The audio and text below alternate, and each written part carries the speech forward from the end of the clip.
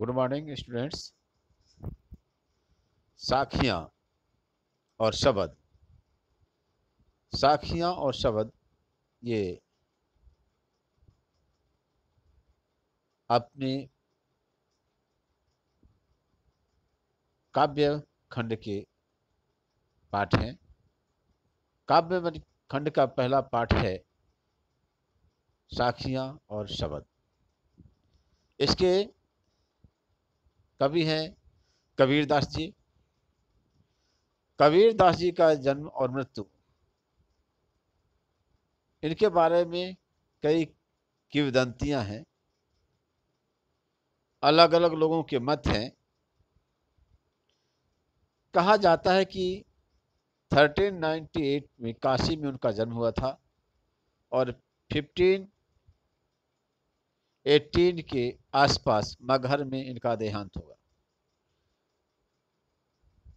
कबीर ग्रंथावली और बीजक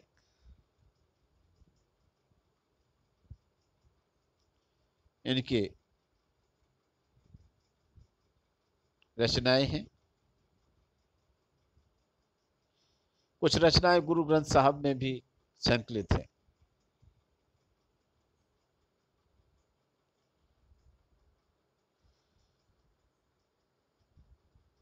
निर्गुण ब्रह्म की उपासक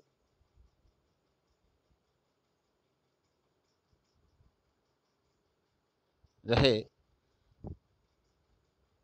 कबीरदास जी और निर्गुण ब्रह्म ने निराकार ब्रह्म, ईश्वर का कोई आकार नहीं। और इनके ज्ञान मार्गी कवियों में इनका नाम अंकित है। ज्ञान मार्गी का मतलब होता है कि सच्चे ज्ञान से हम ईश्वर को प्राप्त कर सकते हैं।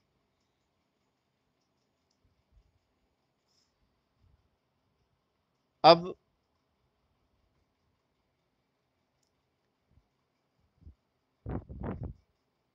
इस पाठ में साखियां, साखियां मतलब क्या है? साक्षी। साक्षी मतलब कहता है प्रमाण, एविडेंस। साक्ष्य से बनता है साक्षी, और उसी का अपभ्रंश रूप है साखियां।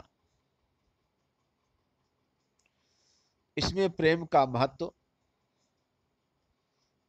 दूसरे संत के लक्षण, ज्ञान की महिमा, बाह्य आडंबरों का विरोध आदि भावों का उल्लेख हुआ है। शब्द हैं दो, यानी पद हैं। तो पहले पद में बाह्य आडंबरों का विरोध हुआ है। बाह्य आडंबर का मतलब बाहरी दिखावा, इनका विरोध उन्होंने किया है। अपने भीतर ही ईश्वर की व्याप्ति का संकेत है। ईश्वर के हमारे अंदर है, ये वो कहते हैं। दूसरे शब्द में, दूसरे पद में ज्ञान की आंधी के रूपक के सहारे ज्ञान के महत्व का वर्णन किया गया है। कबीरदास जी कहते हैं कि ज्ञान की सहायता से मनुष्य अपनी दुर्बलताओं से मुक्त होता है।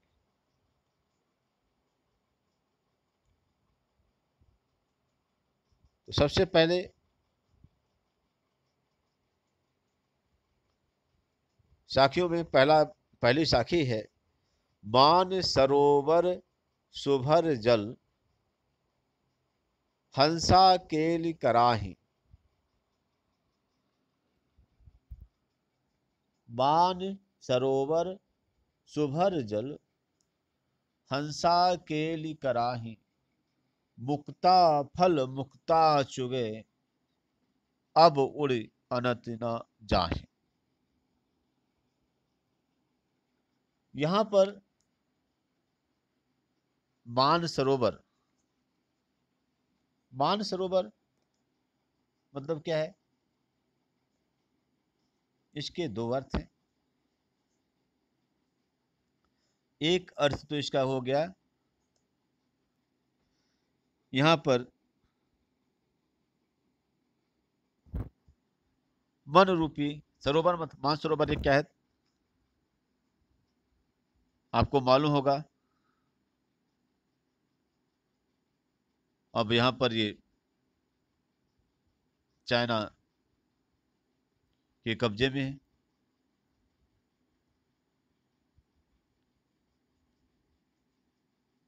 मानसरोवर है, कैलाश मानसरोवर की यात्रा आप लोगों ने सुनी होगी।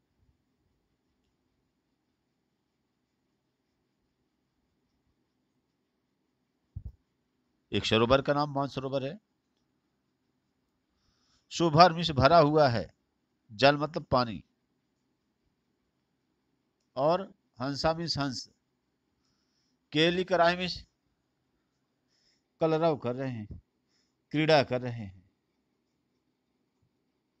मुक्ता फल, मुक्ता फल यहाँ पर मोती है।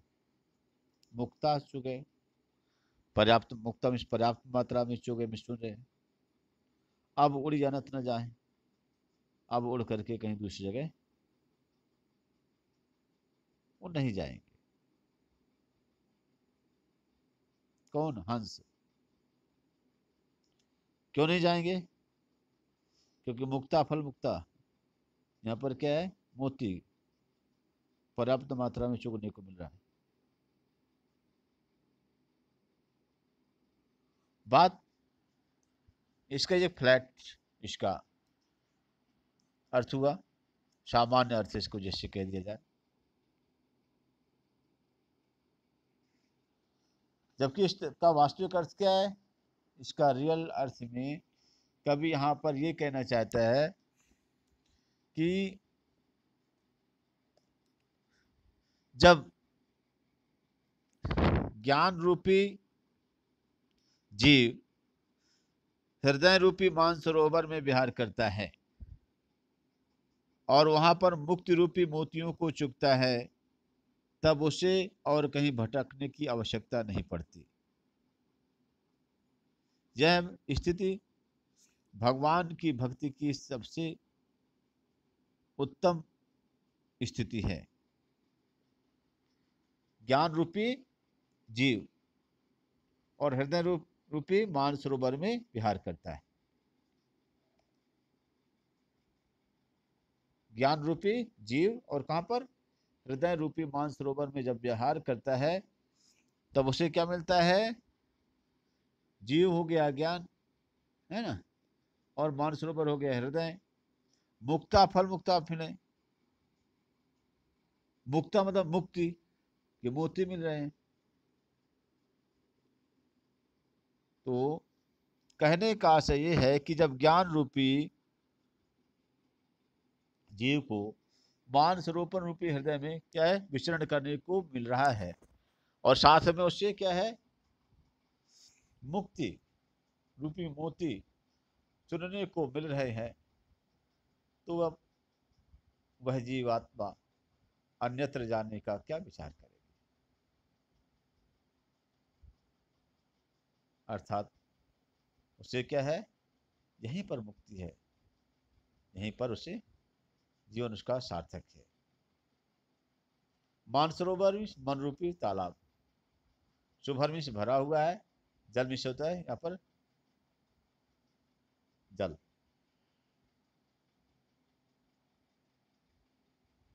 मन रूपी सरोवर में क्या है?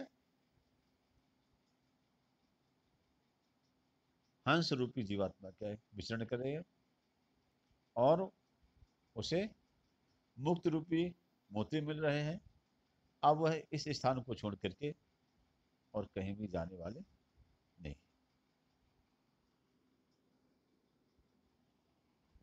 भाई संसार में और कहीं भटकने की आवश्यकता क्या है? जीवन का उद्देश्य क्या है? मुक्ति है। और यहां पर क्या है? ज्ञान के द्वारा हृदय रूपी सरोवर में विचरण करने से मुक्ति रूपी मोती मिल जाते हैं चुनने को, जीवात्मा को। तो यहाँ वहां भटकने की आवश्यकता क्या है? अरे ये तो भगवान को प्राप्त करने की सबसे उत्तम रीति है।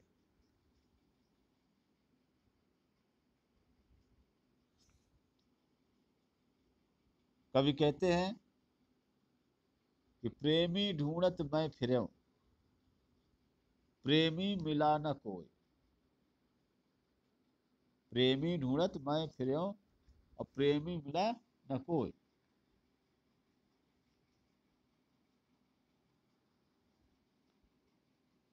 प्रेमी को प्रेमी मिले तो सब विष अमृत होए।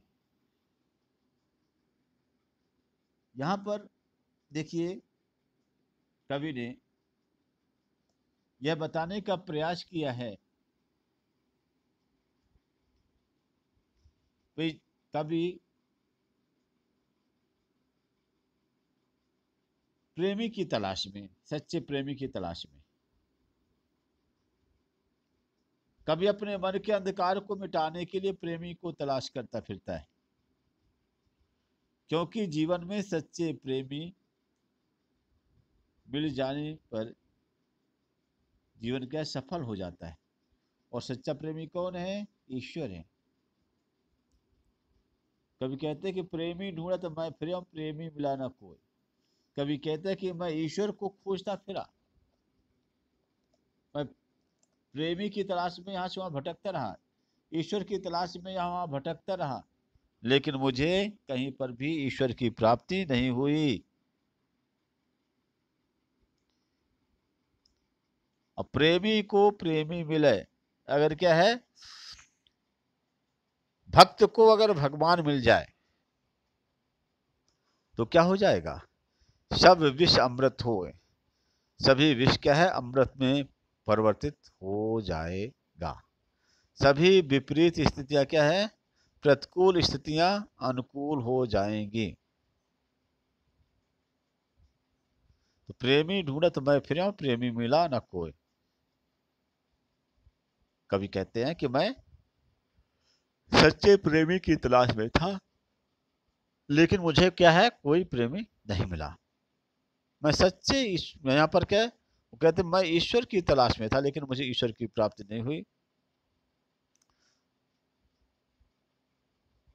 और मुझे अगर ईश्वर की प्राप्ति हो जाती तो क्या है, सब विष भी अमृत में परिवर्तित हो जाता। अर्थात सभी विपरीत स्थितियां, जो प्रतिकूल स्थितियां हैं, वो अनुकूल हो जाती।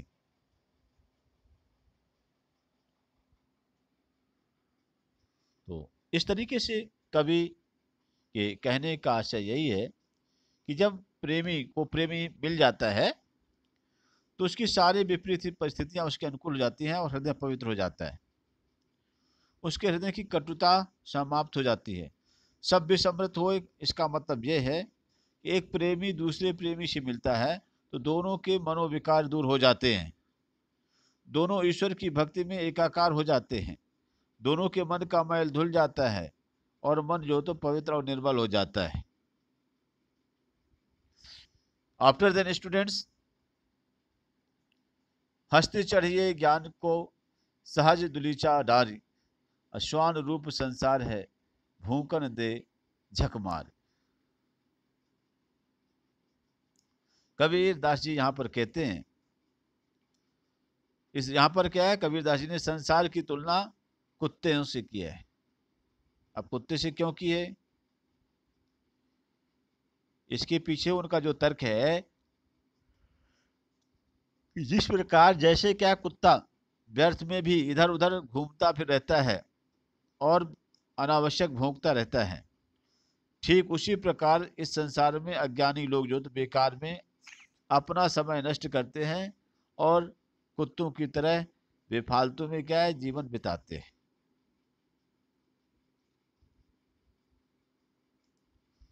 ठीक है।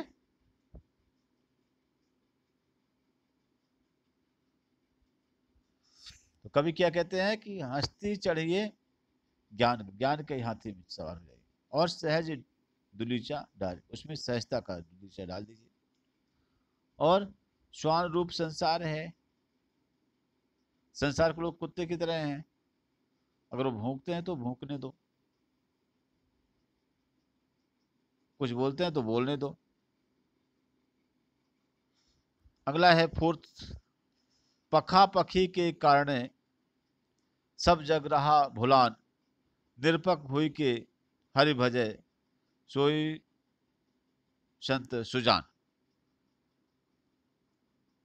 तो यहाँ पर कबीरदास जी ने यह बताने का प्रयास किया है, जैसे कुत्ता बेफालतू में इधर उधर घूमता फिर रहता है और भौंकता रहता है, ठीक इसी प्रकार इस संसार में अज्ञानी लोग बेकार में अपना समय नष्ट करते हैं और कुत्ते की तरह अपना जीवन बिताते हैं।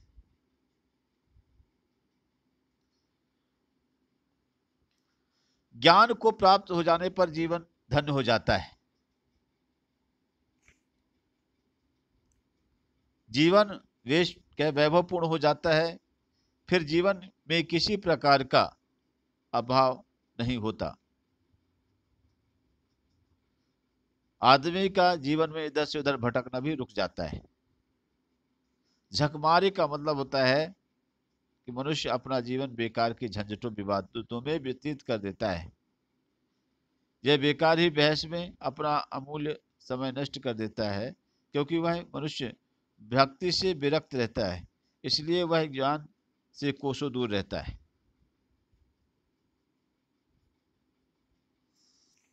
तो कवि ने यहाँ पर क्या बताया कि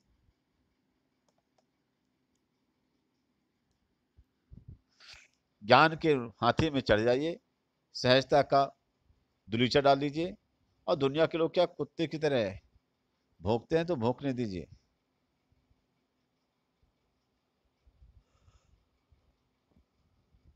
आगे, पखा पखी के कारण सब जग रहा भुलान, निरपक हुई के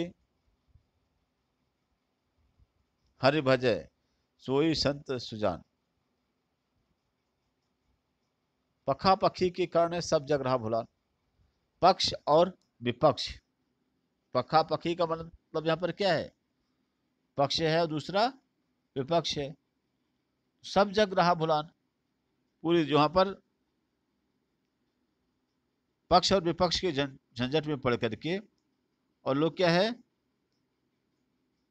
इसकी दुनियादारी में पड़ जाते हैं।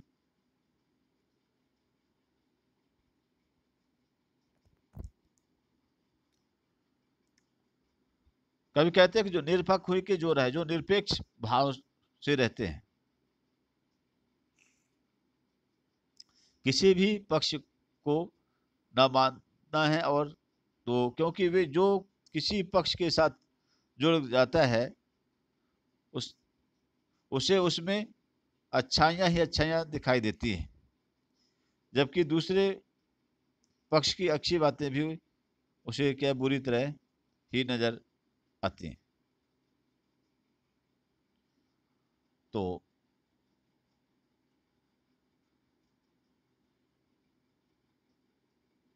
पखा पखी के कारण सब जग रहा भुलान, मतलब यहाँ पर क्या है, अपने पक्ष में अपने मत के प्रति अंधविश्वासी होने के कारण मनुष्य दूसरे मत या धर्म की अच्छी बातों को जानने से बचता रहता है। अपनी पुरानी मान्यताओं से जीवन भर चिपका रहता है।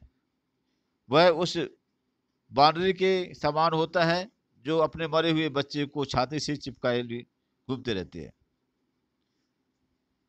तो यहां पर निष्पक्ष भाव से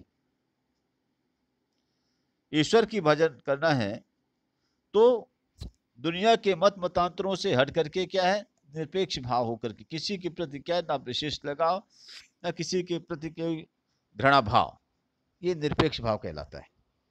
और ईश्वर की आराधना जो करता है, आराधना करता है ईश्वर की, उससे ईश्वर की प्राप्ति होती है। जो निरपेक्ष भाव से ईश्वर को पूजता है, मानता है, उससे ईश्वर की प्राप्ति होती है। ऐसा संचित जो है तो कर्मों से मतलब नहीं है, बल्कि यहाँ पर क्या है, केवल इतना मतलब है कि जो व्यक्ति क्या करता है, निरपेक्ष भाव से, बिना किसी लगाव से, बिना किसी द्वेष भावना से, और अपने काम में लग रहता है, वही क्या है, सच्चा संत है, वही सज्जन व्यक्ति है जो निष्पक्ष निष्पक्ष होकर के क्या है, काम करता है। आगे कभी कहते हैं कि हिंदू मुआ राम कही मुसलमान खुदा है, और कहे कबीर सो जीवत जो दो के निकट न जाए। देखिए, हिंदू मुआ राम कही मुसलमान खुदा है। हिंदू राम राम कह करके मर गए, और मुसलमान क्या है, खुदा को रटते रटते मुसलमान मर गए। तो बात यहां पर क्या है, कबीरदास जी क्या कहना चाहते हैं? कबीरदास जी ये कहना चाहते हैं कि भाई आदमी को संप्रदाय से हटकर काम करना चाहिए। जो व्यक्ति किसी संप्रदाय के चक्कर में न पड़ करके अपने कर्तव्य पथ पर निरंतर बढ़ता रहता है, वही अच्छा जीवन जी सकता है।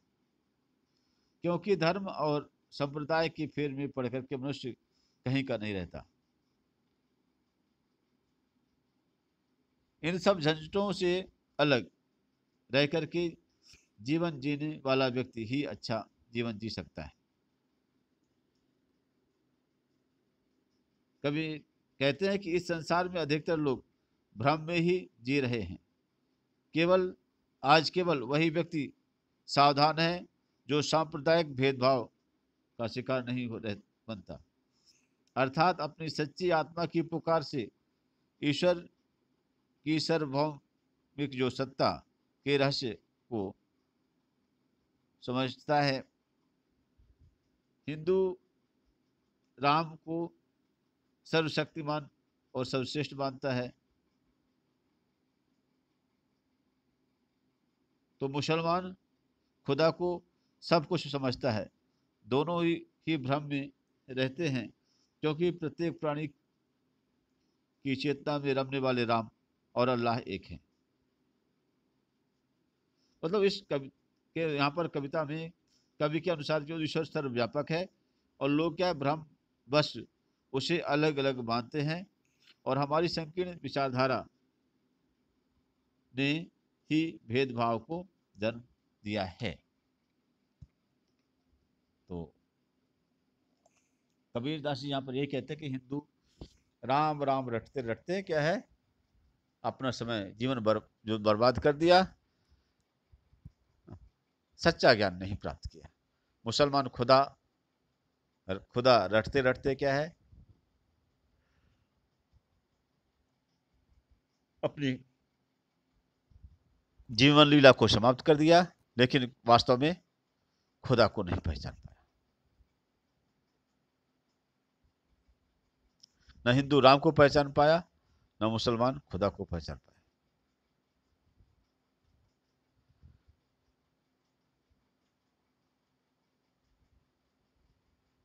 कबीरदास जी कहते हैं कि ये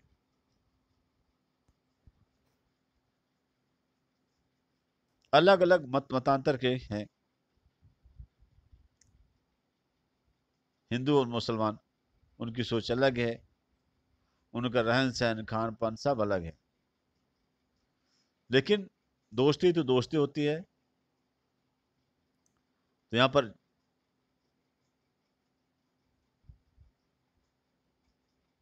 हिंदू मुआ राम कहे, मुसलमान रहमान खुदा है। अब हिंदू और मुसलमान के बीच में क्या है, कहे कबीर सो जीवता जो दुहि के निकट जाए। दुहि का मतलब जो दुविधा में जो नहीं पड़ता, जिसके मन में हिंदू और मुसलमान के प्रति एक भाव होता है, वही जी सकता है। सो जीवता, कौन जीता है, जो हिंदू और मुसलमान की धार्मिक सोच जो होती है, राम और रहीम को रटते रटते जो अपने जीवन को बर्बाद कर देते हैं, उससे कुछ होने वाला नहीं होता।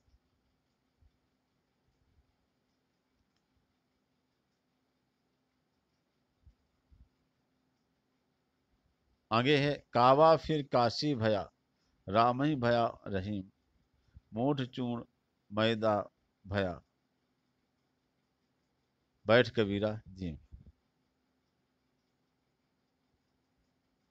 कावा फिर काशी भया, राम ही भया रहीम। यहाँ पर काबा का काशी बन जाना, राम का रहीम बन जाना, मोटा चूर्ण का मैदा बन जाना, दरदर जो गेहूं को पिसाने के बाद जो आटा रहता है।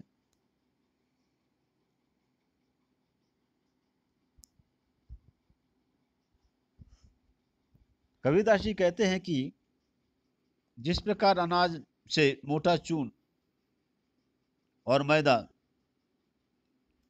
की समानता दी है वहां पर उन्होंने, अर्थात जिस प्रकार चूना और मैदा एक ही अनाज के दो रूप हैं, उसी प्रकार काबा और काशी में भी कोई अंतर नहीं होता।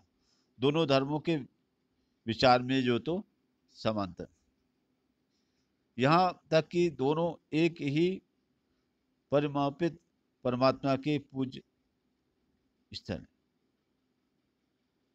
कबीरदास जी ने काबा और काशी में कोई अंतर नहीं माना है। दोनों ही स्थानों पर ही ईश्वर के निवास हैं, जो घट घट वासी हैं। मोट चूर्ण मैदा भया का मतलब यह होता है कि जिस प्रकार गेहूं को पीस करके मोटा चूर्ण बनाया जाता है और उसे अधिक बारीक पीस दिया जाता है, तो वह जो तो मैदा बन जाता है।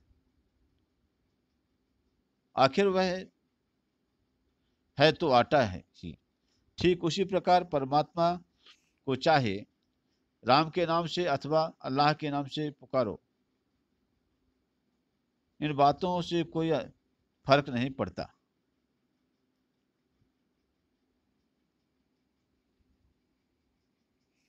तो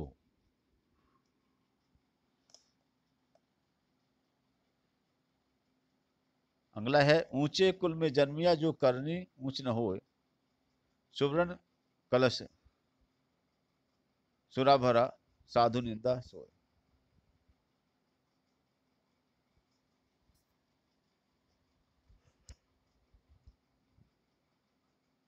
कबीरदास जी कहते हैं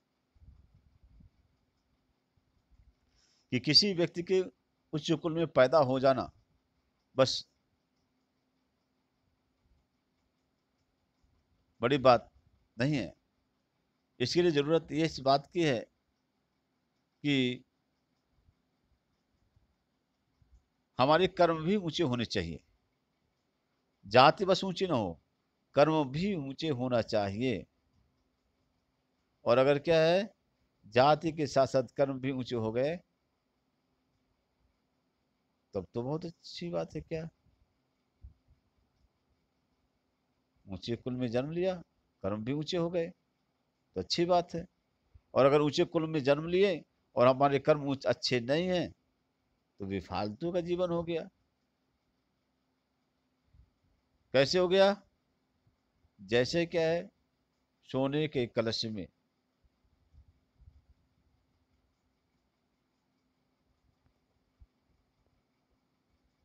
जैसे सोने के कलश में शराब भरे,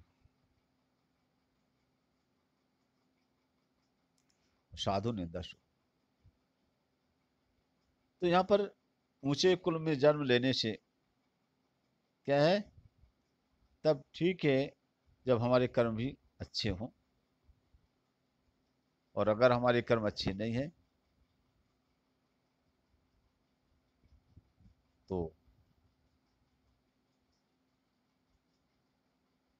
उसमें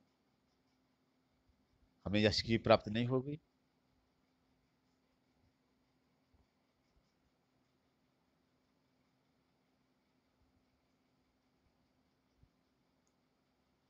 बच्चों, इसके बाद शब्द में आते हैं।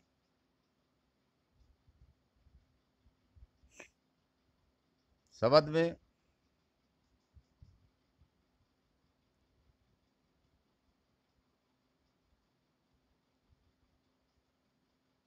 शब्द मतलब पत्र, पद, शब्द मीन्स पद, और पद में कबीरदास जी क्या कहते हैं, दो पद यहाँ पर है। मोह को कहाँ ढूंढे बंदे, मैं तो तेरे पास में, ना मैं देवल ना मैं मस्जिद, ना कावे कैलाश में, ना तो कोनी क्रियाकर्म में, नहीं जोग बैराग में, खोजी होए तुरंत मिली हो पल भर की तलाश में। कहे कबीर सुनो भाई साधो, सब श्वासों की श्वास में, मोह को कहाँ ढूंढे बंदे, मैं तो तेरे पास में।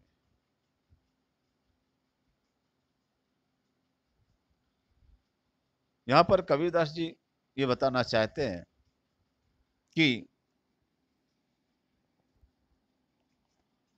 ज्ञान और भक्ति ईश्वर प्राप्ति के जो रूप हैं, सच्चा ज्ञान,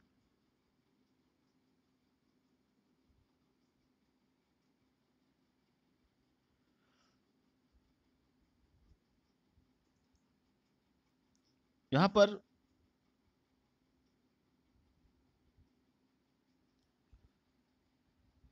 जब कहते हैं कि मोह को कहाँ ढूंढे, आए बंदे तो मुझको कहाँ ढूंढ रहे हो।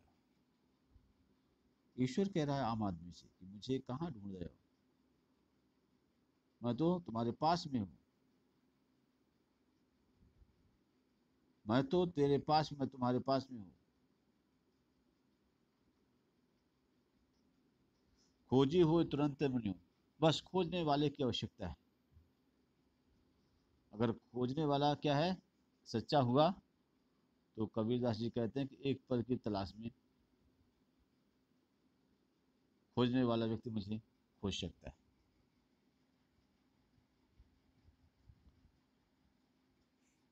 अगला पद है, संतो आई ज्ञान की आंधी।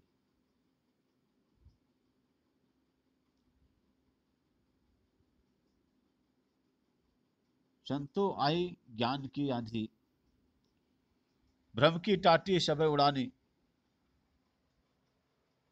माया रहे ना बाधे,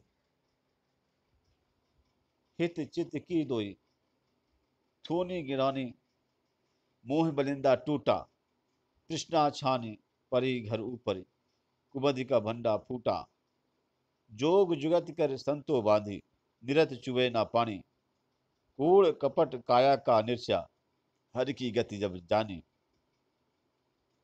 आंधी पीछे जो जड़ भूला, फूट न पर बूठा, प्रेम हृदय जन भीना, अकह कवि भान के प्रगटे, उदित भयो जन तम खीना। तो यहाँ दूसरे पद में कबीरदास जी बताना चाहते हैं कि ज्ञान की आंधी आने से साधक को शांति मिलती है।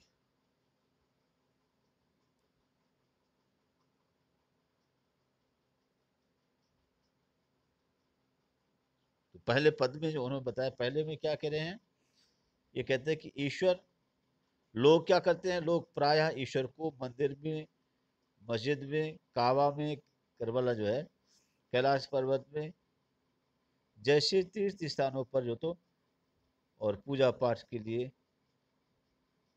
ढूंढते फिरते हैं। तो फिर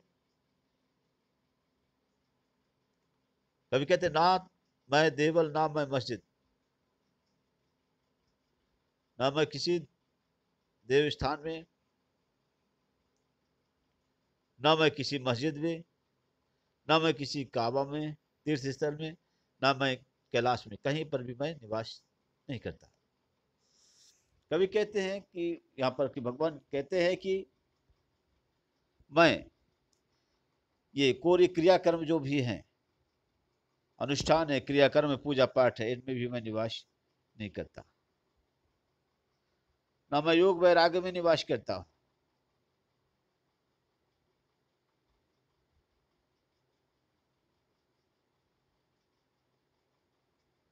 कहते कहा है कबीर सुनो सुनो भाई साधो सब श्वासों की श्वास में। कबीरदास जी कहते हैं कि ऐ साधु सुनो, मैं कि यहाँ पर सब श्वासों की श्वास में ईश्वर हर जीवात्मा के श्वासों में समाया हुआ है।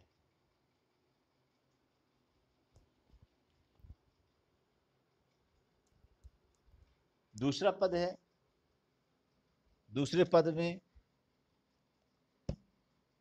यहाँ पर कबीरदास जी ने, जैसे कि मैंने आप लोगों को पहले बताया था, यह बताने का प्रयास किया कि ज्ञान की आंधी साधक को शांति प्रदान करती है। साधक का मानसिक भ्रम या तनाव सब दूर हो जाता है और वह मोह बंधन के धागे से छुटकारा पा जाता है। ज्ञान की आंधी का प्रतीक यहाँ पर माना गया है, क्योंकि जब भक्ति के अंतर्मन में ज्ञान रूपी आंधी उठती है तो उसके जीवन में शांति का संचार हो जाता है। उसके मन में से भ्रम जो तो दूर हो जाते हैं और वह मोह माया के बंधन से मुक्त हो जाता है। उसके मानसिक विकार नष्ट हो जाते हैं, तब वह ईश्वर का चिंतन करने लगता है। ईश्वर की प्राप्ति से तात्पर्य हृदय में ईश्वर के प्रति प्रेम को की जो तो लव जगाना ही होता है, जिस कारण भक्त का मन ज्ञान के प्रकाश से आलोकित हो जाता है और उनके शरीर और मानसिक स्थिति जो विकार है वो सभी क्या है, शारीरिक और मानसिक विकार सब दूर हो जाते हैं। कभी कबीरदास जी कहते कि संतो देखिए आंधी आ गई, ज्ञान की आंधी आ गई। अब जब ज्ञान की आंधी आई तो उसका क्या होगा? भाव अर्थ ये है कि जब ज्ञान की आंधी आएगी तो ज्ञान की आंधी आने से क्या होगा? ज्ञान की आंधी के रूपक की मदद से ज्ञान के महत्व को प्रतिपादित किया गया है कि जिस प्रकार आंधी के आने पर छप्पर के स्तंभ खंभे जो तो गिर जाते हैं, ठीक उसी प्रकार से ज्ञान का प्रकाश मन और हृदय को जो तो शीतल कर देता है। मनुष्य की बुद्धि जागृत हो जाती है, मोह रूपी खंभा भी धराशायी हो जाता है।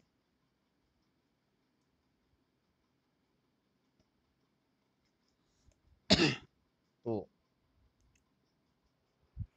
इस तरीके से कभी कहते हैं कि संतो ज्ञान की आंधी आ गई तो अब क्या होगा? ज्ञान की आंधी आ गई तो क्या हो जाएगा? ज्ञान की आंधी आने से भ्रम की टटिया जो है उड़ जाएगी, भ्रम दूर हो जाएगा, माया उसे बांध नहीं पाएगी भ्रम की टटिया को। आगे कभी कहते हैं हित चित्त की दो खूनी गिरानी, दो थूनियां है। कौन? एक क्या है? एक हित का, एक का नाम हित है, दूसरा का चित्त है। मोह बलिंदा टूटा, मोह का भ्रम जो टूट गया। तृष्णा छाने भरे घर ऊपर, तृष्णा छाने परे घर ऊपर, कुबुद्धि का भंडा फूटा। जैसे आंधी आने से क्या हो गया?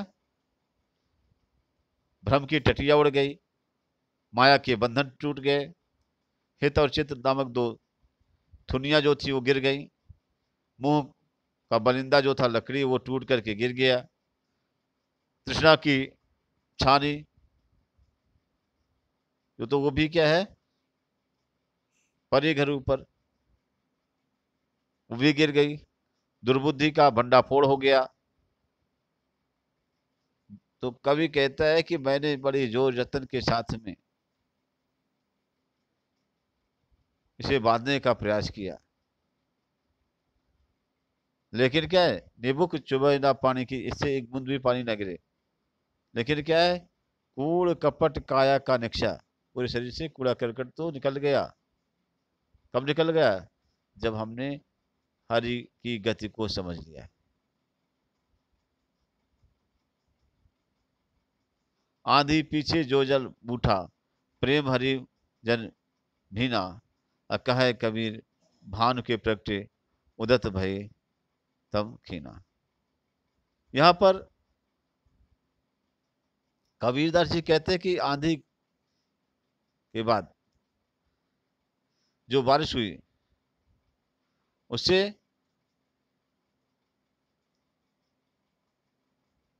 हर जनों का, भक्तों का क्या है,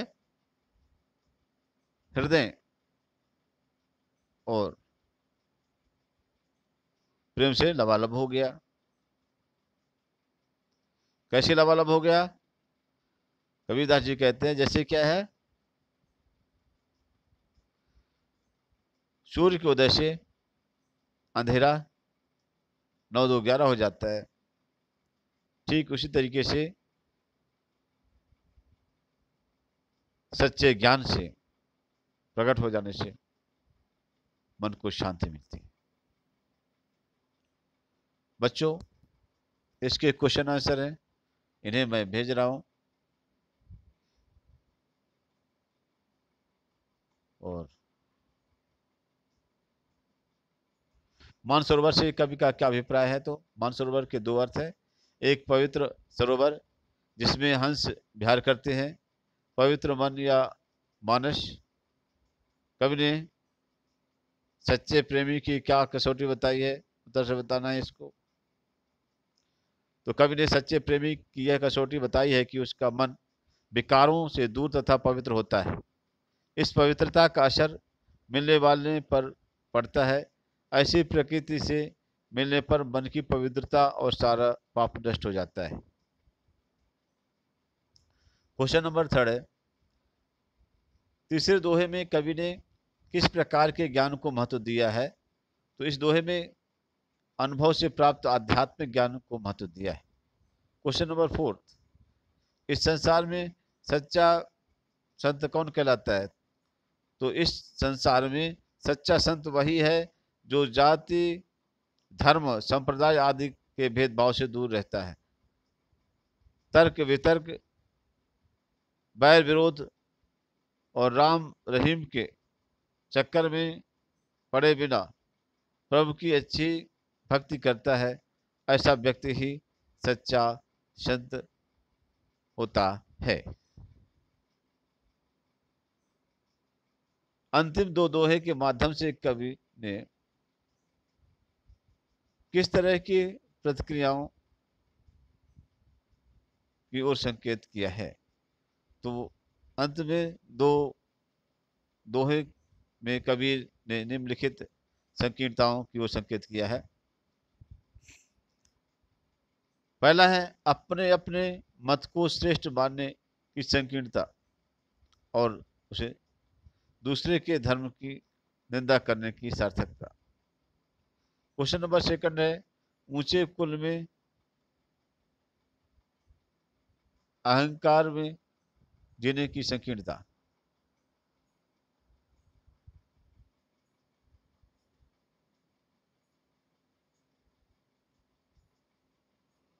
क्वेश्चन नंबर 6, किसी भी व्यक्ति की पहचान उसके कुल से होती है या उसके कर्मों से होती है?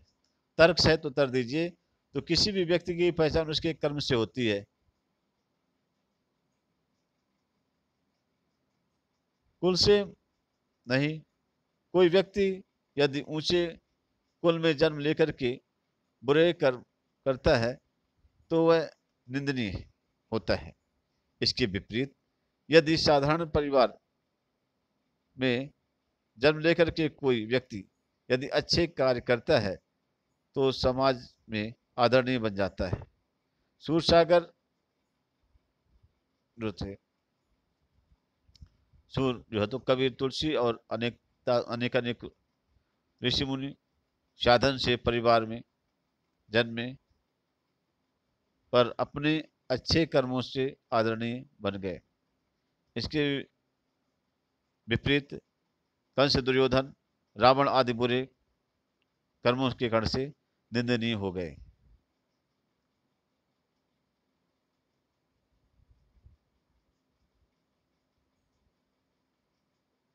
मनुष्य ईश्वर को कहाँ कहाँ ढूंढता है? मनुष्य अपने धर्म, संप्रदाय और सोच विचार के अनुसार ईश्वर को मंदिर मंदिर, काबा, कैलाश जैसे पूजा स्थलों और धार्मिक स्थलों पर खोजता है।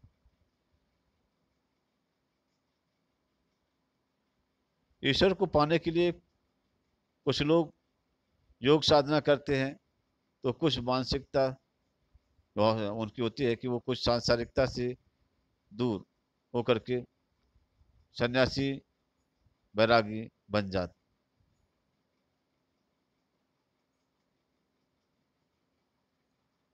इन क्रियाओं के माध्यम से ईश्वर को पाने का प्रयास करते हैं।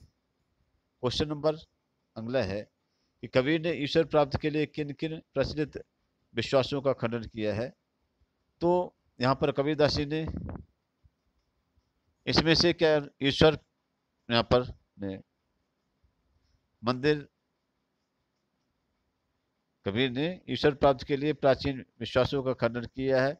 उनके अनुसार ईश्वर ने मंदिर में है या मस्जिद में या काबा में है या कैलाश में आदि तीर्थ स्थल में वह ना तो कर्मकांड करने को मिलता है और न योग साधना, न बैरागी बनने से। ये सब जो तो ऊपरी दिखाई देते हैं, ढोंग है, इनमें से मन लगाना व्यर्थ है। तो कबीर ने ईश्वर को सब श्वासों की श्वास में क्यों कहा है? कबीर ने का मानना है कि ईश्वर घट घट पर बसता है, समाया है। वह प्राणी की हर सांस में समाया हुआ है और उसका वास प्राणी के मन में ही है। कबीर ने ज्ञान के आवागमन की तुलना सामान्य हवा से न करके आंधी से क्यों की है? देखिए, कबीर के अनुसार जब मनुष्य, जब वहाँ पर क्या होता है, जब प्रभु ज्ञान का आवेश आवेश होता है, तो उस मनुष्य में क्या है, उसका प्रभाव चमत्कारी होता है। उससे पूरे जीवन शैली बदल जाती है, सांसारिक बंधन पूरी तरह से कट जाते हैं। यह परिवर्तन धीरे धीरे नहीं होता, बल्कि एकाएक और पूरे वेग से होता है। इसलिए इसकी तुलना सामान्य हवा से ना करके आंधी से की गई है।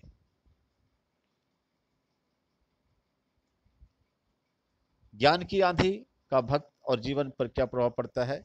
ज्ञान की आंधी आने से भक्त के जीवन में अनेक प्रभाव पड़ते हैं। भक्त के मन पर छाया अज्ञानता का भ्रम दूर हो जाता है। भक्त के मन का कूड़ा करकट जो है, लोभ लालच आदि सब क्या जो तो निकल जाता है और मन में प्रभु भक्ति का भाव जागता है। भक्त का जीवन भक्त के आनंद में डूब जाता है। भक्त का जीवन भक्ति के आनंद में डूब जाता है। भाव स्पष्ट कीजिए। हित चित्त की द्वैथूनी गिरानी, मुंह बरिंदा टूटा। इसका मतलब यह है कि ईश्वरीय ज्ञान हो जाने के बाद प्रभु प्रेम के आनंद की वर्षा हुई। इस आनंद में भक्त का हृदय पूरी तरह सराबोर हो गया।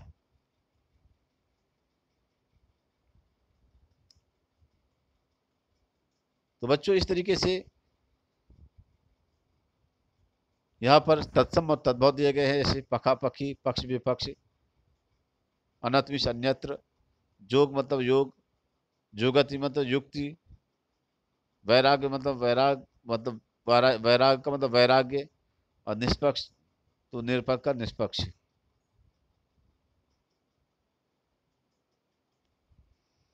तो यहाँ निष्पक्ष में गलत लिख गया है, इधर होना चाहिए, उधर गलत लिख गया है। तो बच्चों, इस तरीके से ये आपका लेसन कंप्लीट होता है।